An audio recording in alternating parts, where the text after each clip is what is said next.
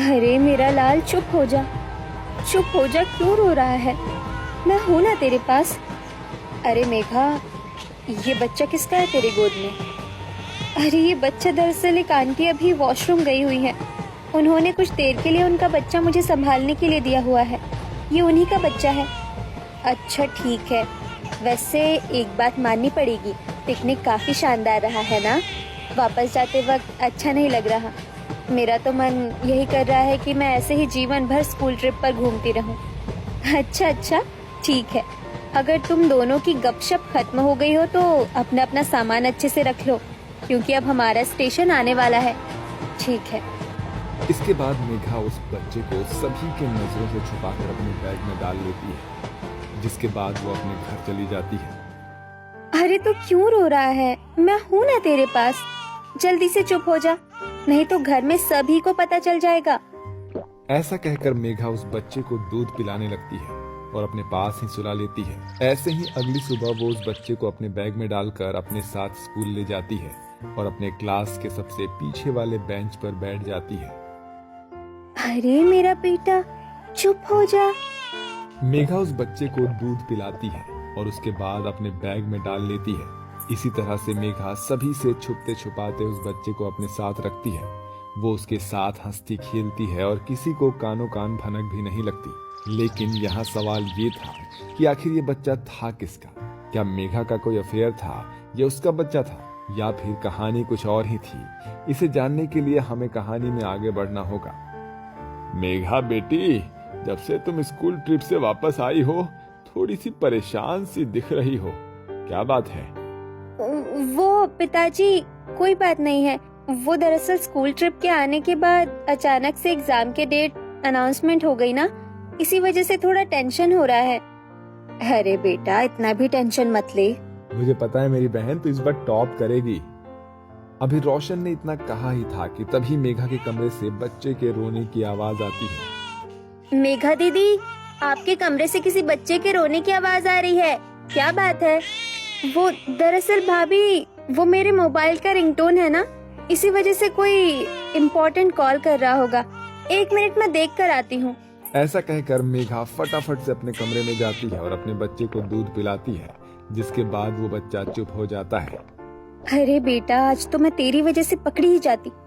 तुझे भूख लगी थी ना, अब मैंने तुझे दूध पिला दिया है। अब मैं जल्दी से घर वालों के पास जाती हूँ, नहीं तो उन्हें शक हो जाएगा। ऐसा कहकर मेघा वापस से अपने घर वालों के साथ आकर बैठ जाती है। क्या बात है मेघा, बड़ा समय लग गया। वो भैया, मैंने कहा था ना कि एग्जाम आने वाला है, इसी के सिलसिले में आंचल ने कॉल किया था, उसी से बात कर रही थी, इसीलिए समय लग गया। ऐसा कहकर मेघा अपने घर वालों को बुद्धू बना देती है। ऐसे ही दिन बीतते जाते हैं और मेघा अपने बच्चे को अपने साथ स्कूल ले जाती है और घर भी ले आती है, और किसी को कानो कान खबर नहीं होती कि मेघा के पास एक बच्चा भी है। लेकिन कहते हैं ना कि चोरी और झूठ ज्यादा दिनों तक नहीं छुपती। ऐसा ही कुछ मेघा के साथ भी होता है। मेघा अपने क्लासरूम के सबसे पीछे वाले सीट पर बैठी हुई थी और अपने बच्चे को चुपके चुपके से दूध पिला रही थी। अब तूने दूध पी लिया है ना, अब जल्दी से बैग के अंदर छुप जा, नहीं तो कोई तुझे देख लेगा। ऐसा कहकर मेघा अपने बच्चे को बैग के अंदर छिपा लेती है। वहीं मेघा का क्लास टीचर क्लासरूम में पढ़ा रहा होता है। तो बच्चों, ये है ट्रिग्नोमेट्री, इसे तुम अच्छे से नोट कर लो, ये एग्जाम में पक्का आएगा। और ये फिर से वही बच्चे की रोने की आवाज कहाँ से आ रही है? ऐसा कहकर मोहन उस आवाज का पीछा करता है। मेघा, ये आवाज हर बार तुम्हारी तरफ से क्यों आ रही है? क्या तुम अपने साथ कोई मोबाइल लेकर आई हो जिसका रिंगटोन इस तरह का है? निकालो मोबाइल। नहीं सर, मैं कोई मोबाइल अपने साथ नहीं लेकर आती, और मुझे तो कोई आवाज नहीं आ रही। नहीं मेघा, मुझे आवाज आती है बीच बीच में, जैसे कोई बच्चा रो रहा हो। अच्छा, वो तो हमारे काम वाली आशा आंटी है ना, उनका बच्चा होगा, वो इधर ही काम करती है ना, शायद आप उन्हीं के बच्चे की आवाज सुन लेते होंगे। नहीं, पर हो भी सकता है। मेघा के टीचर ने अभी इतना कहा ही था कि फिर से मेघा के बैग के अंदर से उसी बच्चे के रोने की आवाज आने लगती है। मेघा, ये आवाज तुम्हारे बैग से आ रही है, क्या तुम्हारे बैग में कोई बच्चा है? और ये तुम्हारा बैग इतना बड़ा क्यों है? नहीं सर, मेरे बैग में कुछ नहीं है, बस खाने की सिवा। वो सर, मेघा अपने साथ बहुत सारा खाना लेकर आती है। ट्रिप पर भी मेघा बहुत सारा खाना लेकर आती थी। उसी समय से मेघा के पास इतना बड़ा बैग है। मेघा, जब सर इतना कह रहे हैं तो एक बार बैग चेक करवा दो ना प्लीज सर। मेरे बैग में खाने की सिवा और कुछ नहीं है। तो फिर इतना डरने वाली कौन सी बात है? ऐसा कहकर मोहन मेघा के बैग को उठा लेता है और उसे चेक करने लगता है, जिसमें उसे एक बच्चा मिलता है। अरे ये क्या? तुम्हारे बैग में तो एक बच्चा है। मैं कह रहा था ना कि मुझे बार बार किसी बच्चे के रोने की आवाज आ रही है। ये वही बच्चा है? बताओ मेघा, ये किसका बच्चा है ये? और तुम्हारे बैग में क्या कर रहा है ये बच्चा?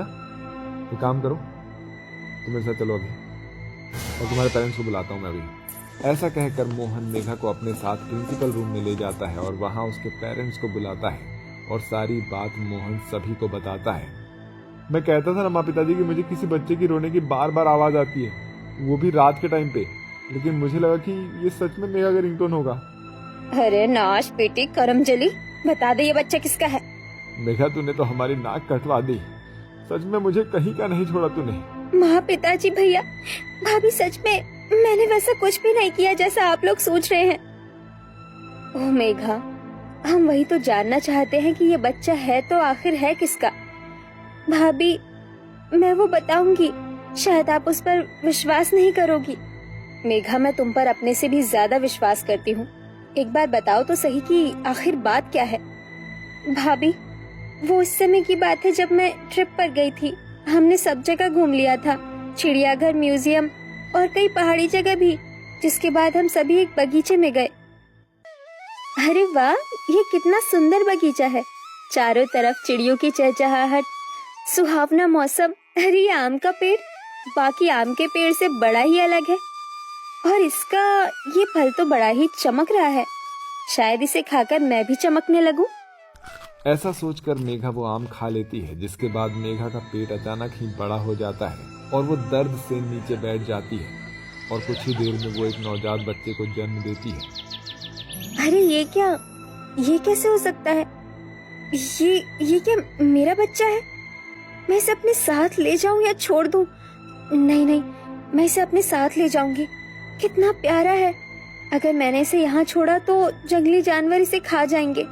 इसे मैं जल्दी से बैग में डाल लेती हूँ। ऐसा कहकर मेघा उस बच्चे को बैग में डाल लेती है। तभी उसकी दोनों सहेलियां आंचल और गीता उसके पास आती है। अरे जल्दी चल, मैम और सर ने कहा था कि हम सभी को एक साथ रहना है। हाँ, और तू है कि मेघा यहाँ अकेले घूम रही है। चल जल्दी कर, हमारी ट्रेन का समय हो रहा है। हमें वापस भी तो यहाँ से जाना है। हाँ बाबा, ठीक है। ऐसा कहकर वो तीनों सहेलियां ट्रेन में बैठ जाती हैं और वापस अपने घर आ जाती हैं। ये हुआ था मेरे साथ। अरे भला ऐसे कैसे हो सकता है? हाँ मेघा, ये तो किसी झूठ से कम नहीं लग रहा। अगर तुझे झूठ ही बोलना था तो कुछ ढंग का झूठ सोच लिया होता तूने।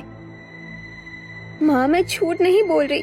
भाभी, कम से कम आप तो विश्वास कीजिए। माँ, पिताजी और आप सभी, मैंने जैसा कहा था कि मैं मेघा की बातों पर जरूर विश्वास करूंगी, और इसमें कितना सच और कितना झूठ है ये तो हमें उस जगह पर जाकर ही पता चलेगा। शायद तुम सही कह रहे हो रोशनी। इसके बाद वो सभी लोग उसी बगीचे में जाते हैं जहाँ पर वो जादुई आम का पेड़ था। हाँ, ये वही आम का पेड़ है। इसी पेड़ की चमकते हुए आम को मैंने खाकर इस बच्चे को जन्म दिया था। अभी मेघा ने इतना बोला ही था कि तभी वो पेड़ बोल पड़ता है। हाँ, मेघा बिल्कुल सही कह रही है। मैं इस बगीचे का राजा हूँ और मेरा आम कोई साधारण आम नहीं है, बल्कि ये एक तिलिस्मी आम है।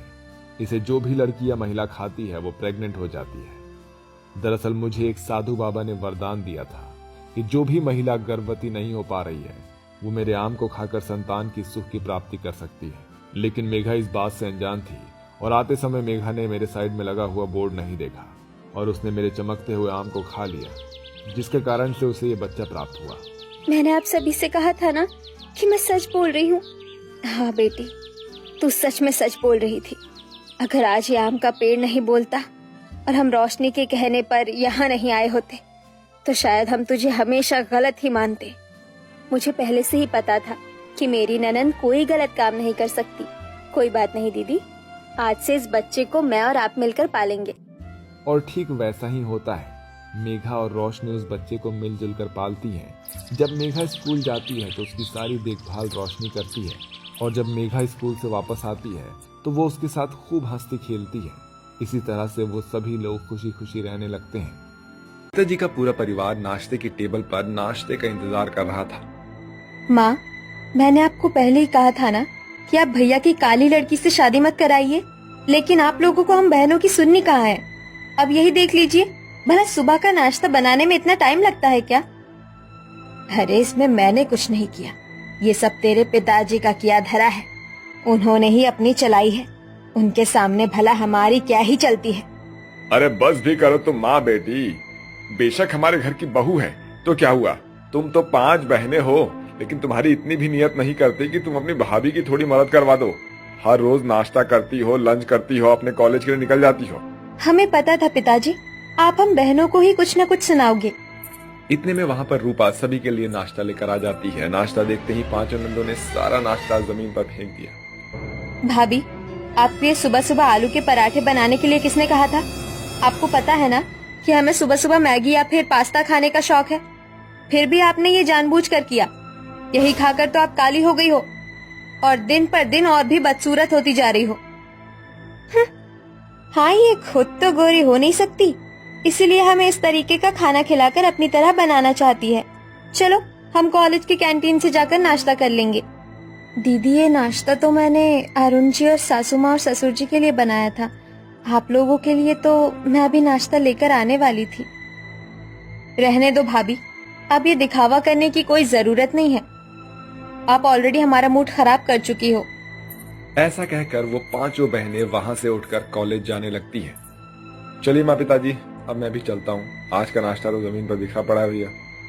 इस तरह अरुण भी अपने ऑफिस के लिए निकल जाता है, जिस पर उसकी सास रूपा को बहुत सुनाती है। सच में नाम तेरा रूपा है, लेकिन तू अपने रूप के बिल्कुल विपरीत है और दिमाग भी रत्ती भर का नहीं है तेरे में। तूने तो आज सबका मूड ही खराब कर दिया। वैसे तो पड़ गई होगी तेरे सीने में ठंडक, अब तू यहाँ खड़ी क्या है?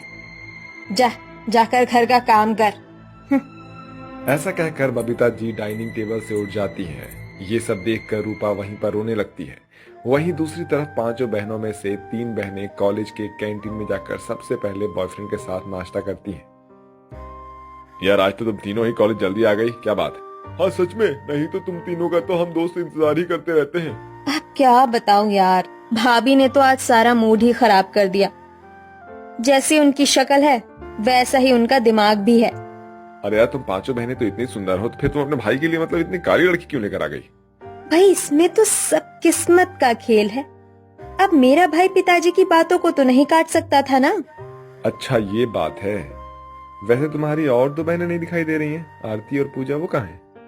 अच्छा वो दोनों, उन दोनों की बात मत करो, उन पर पढ़ाई का अलग ही भूत सवार है। वो हमारे बीच कहाँ रहती है, होगी अपने किताबों के बीच गुम। वैसे छोड़ो उन बातों को, लेट्स गो, अब हम कहीं लॉन्ग ड्राइव पर चलते हैं। Why not? ऐसा कहकर तीनों बहनें अपने अपने बॉयफ्रेंड के बाइक के पीछे बैठकर लॉन्ग ड्राइव पर चली जाती हैं। और ऐसे ही सुबह से शाम हो जाती है और शाम को उनके बॉयफ्रेंड उन तीनों को उनके घर पर छोड़ने के लिए आते हैं और गले मिलते हुए उन्हें बाय कहते हैं। ये सारा दृश्य बालकनी में खड़ी होकर रूपा देख रही थी, जिसके बाद वो अंदर जाकर अपनी सास से कहती है, माँ जी, आपको तो पता है कि जमाना कितना खराब हो गया है। अभी मैंने तीनों ननंद जी को देखा कि वो किसी लड़के के साथ आई और उनसे गले मिल रही थी। अब ननंद जी भी बड़ी हो गई हैं। अब मेरी माँ ने तो आप उनकी शादी कर दीजिए। रहने दे बहू, तेरी सोच आज भी गटर के उस कीड़े जैसी है जो दिन भर रेंगता है और अपने कीचड़ से बाहर नहीं निकलता। और रही बात मेरी बेटियों की शादी की, तो उसकी फिक्र तुझे करने की कोई जरूरत नहीं है। बढ़िया ही। ये हुई ना बात माँ। वैसे भाभी, हम बहनों ने आपको देख लिया था कि आप बालकनी में खड़ी हैं। हमें तो आपको देख के साफ पता चल गया था कि आप हमारी चुगली जाकर माँ से जरूर करोगी। हम बहनें आपको लास्ट बार समझा रही हैं कि आपको हमारे मामले में पड़ने की कोई जरूरत नहीं है। आप हम बहनों से दूर रहिए। आप अपनी काली शक्ल हमसे जितना दूर रखेंगी, आपके लिए उतना बेहतर होगा, समझिए आप? इस तरह ताने मारते हुए वो तीनों बहनें वहां से चली जाती हैं, लेकिन रूपा अपनी नंदों की बात का बिल्कुल भी बुरा नहीं मानती और वो अक्सर यही मौका ढूंढती कि वो अपनी पांचों नंदों का दिल जीत सके। वो अपनी नंदों का कमरा साफ करती, उनके कपड़े धोती और उनकी जरूरत की हर चीज उनके लिए लेकर आती थी। एक दिन पूनम, कहाँ है तू? जरा मेरा सिर तो दबा दे, मेरा सर बहुत तेज दर्द हो रहा है। पूनम उस समय बाथरूम में होती है और शीतल सोफे पर आंख बंद किए अपने दोनों हाथों से सर को पकड़े हुए बैठी थी। तभी वहां पर रूपा आ जाती है और वो शीतल का सर दबाने लगती है। आहा पूनम, क्या जादू है यार तेरे हाथों में, वाह मजा आ गया। क्या मसाज करती है तू, आहा वाह वाह वाह। तभी पूनम बाथरूम से बाहर आती है और शीतल पानी पीने के लिए अपनी आंखें खोलती है तो सामने पूनम को देखती है। तू यहाँ है? तो मेरी मसाज? शीतल पीछे पलटकर देखती है, फिर रूपा को देखते ही वो गुस्से में आ जाती है। ई छी छी छी, इतनी देर से तू अपने काले हाथों से सर दबा रही थी। हे भगवान, अब मुझे नहाना पड़ेगा, वो भी गंगा जल डालकर। कहीं इस कल्लो को छूने से मैं भी काली ना बन जाऊं। यू इडियट, खबरदार आज के बाद मुझे हाथ लगाया तो। ये कहकर घमंडी नंद जल्दी से नहाने चली जाती है और ऐसे ही कुछ दिन बीतते हैं। पर घमंडी नंदों की आदत में कोई सुधार नहीं आ रहा था। वो अक्सर अपने बॉयफ्रेंड्स के साथ अपने मोहल्ले में चक्कर लगाती हैं, जिस वजह से मोहल्ले का भी माहौल थोड़ा खराब हो रहा था। मोहल्ले की औरतें कई बार रूपा को ये बताती है और वो अपनी सास से भी इसके बारे में बात करती है, पर इसका कोई भी निवारण नहीं निकलता है। ऐसे ही एक रात, यार आज तो मेरा बर्थडे है, आज तुम तीनों बहनें नहीं आओगे तो फिर कैसे चलेगा? यार समझा करो, रात को हम निकल नहीं सकते, तुम तो जानते हो ना। यार गाइस, समझने की कोशिश करो। यार इसमें समझने वाली क्या बात है? हमें पता चल गया है कि तुम तीनों बहनें हम दोस्तों से बिल्कुल भी प्यार नहीं करती हो। नहीं तो हम इतना बोल रहे हैं, उसके बावजूद भी तुम तीनों इतना भाव खा रही हो। हैं? अगर आते तो हम तीनों आज फुल नाइट पार्टी करते ना। यार आज के बाद तुम ये सब मत कहना कि हम तुमसे प्यार नहीं करती। ठीक है, हम आ रहे हैं, तुम हमें पिक करने आ जाना, ओके? ठीक है।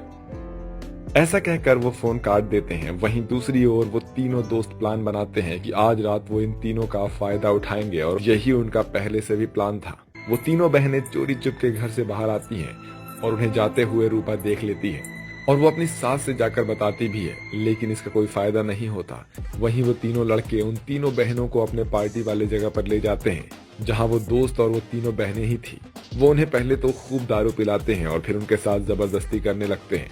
वो तीनों बहनों को ये बिल्कुल भी पता नहीं था कि उनके साथ क्या हो रहा है और इसी बीच उनका वो एक एमएमएस बना लेते हैं। अगली सुबह, निशा दीदी, माही, उठ जाइए, ये देखिए हमारे साथ क्या हुआ है। ये क्या, इसमें क्या लिखा है? हमने तुम्हारे फोन पर एक एमएमएस भेजा है। इस एमएमएस को तुम देख लेना और 2 लाख रुपए तुम हम दोनों के अकाउंट में ट्रांसफर कर देना। और अगर तुमने ऐसा नहीं किया तो हम तुम्हारे एमएमएस सोशल मीडिया पर वायरल कर देंगे। तुम्हारे आशिक। क्या? ये सब जानकर वो तीनों बहनें हैरान हो जाती हैं और वो फूट फूट कर रोने लगती हैं। जैसे तैसे करके वो अपने घर पहुंचती हैं। वहां उनकी दोनों छोटी बहनें भी ये बात जान जाती हैं। वो पांचों आपस में ये बातें कर रही थी कि तभी उनकी काली भाभी रूपा वहां पर आ जाती है। क्या हुआ? तुम पांचों रो क्यों रही हो? भाभी, आप प्लीज यहाँ से जाइए, अभी हम आपसे बहस करने के मूड में नहीं है। देखिए, मैंने आप लोगों की बातें सुन ली है, आप मुझ पर भरोसा कर सकती हैं। भाभी, हमसे बहुत बड़ी गलती हो गई है, हम कैसे बताएं कि क्या हुआ? दीदी, जो कुछ भी हुआ आप मुझे साफ साफ बताइए। इसके बाद वो तीनों बहनें एक एक करके अपनी अपनी भाभी को सारी बातें बताती हैं और वो बताती हैं कि किस तरह से उन तीनों लड़कों ने पहले उनका फायदा उठाया और उनकी वीडियो निकाली और अब उनको धमकी दे रहे हैं। दीदी, आप लोग चिंता मत कीजिए, मैं हूँ ना, मैं आपकी भाभी हूँ। और वैसे भी मैं अपने घर की इज्जत ऐसे बाहर नीलाम नहीं होने दूंगी। मेरा एक दोस्त है पुलिस में, मैं भी उसकी मदद लेती हूँ। आप लोग फिक्र मत कीजिए, भरोसा रखिए मुझ पर। इसके बाद वो उस दोस्त को कॉल करती है और वो सारी बातें साझा करती है।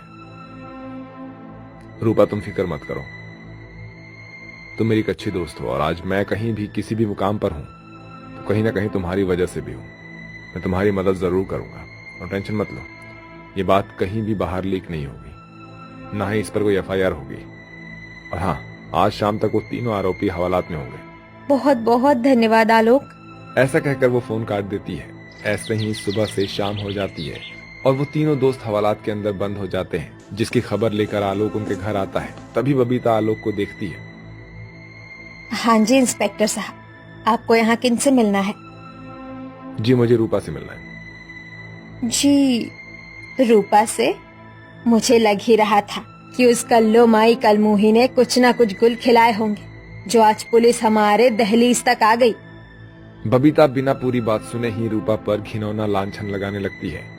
तभी ये बात सुनकर उसकी पांचों बेटी वहां पर आ जाती है और अपनी माँ से कहती है, बस माँ बस, अब भाभी के बारे में एक शब्द भी हम पांचों नहीं सुनेंगी।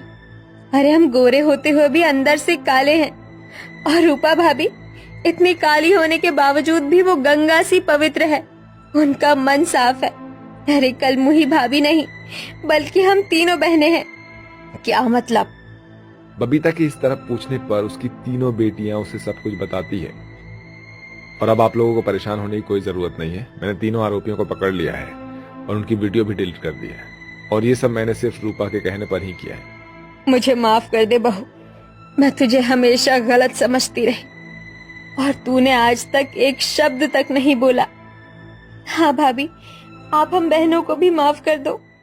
नहीं नहीं माँ जी, दीदी, आप लोगों को मुझसे माफी मांगने की कोई जरूरत नहीं है, और आप लोग मेरा परिवार हो। भला आप लोगों से कैसा गिला शिकवा। और आलोक, तुम्हारा बहुत बहुत शुक्रिया। रूपा की ये बात सुनकर वो सभी उसे अपने गले से लगा लेते हैं और अब सभी एक साथ ऐसे ही खुशी प्रेम से रहते हैं।